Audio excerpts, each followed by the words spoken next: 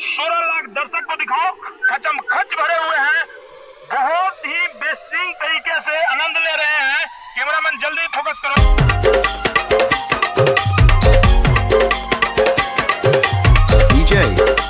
DJ Anoop।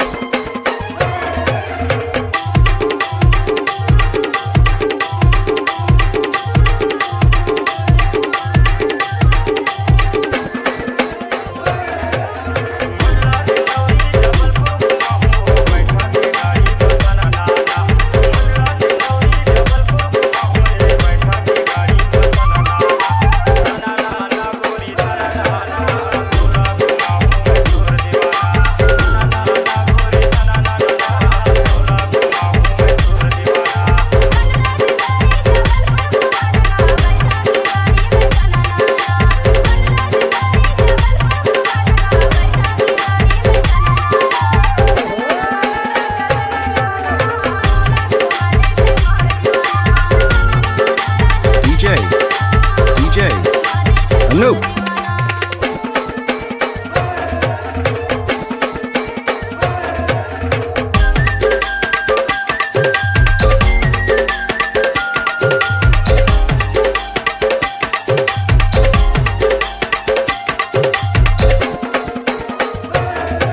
पढ़ते हो? हाँ। स्कूल से आए हैं। कहाँ पढ़ते हो? तो सरकारी में कि प्राइवेट में? सरकारी में। तो प्राइवेट में कहाँ नहीं जाते हो पढ़ने? गरीब बच्चा है तब नहीं जाते हैं।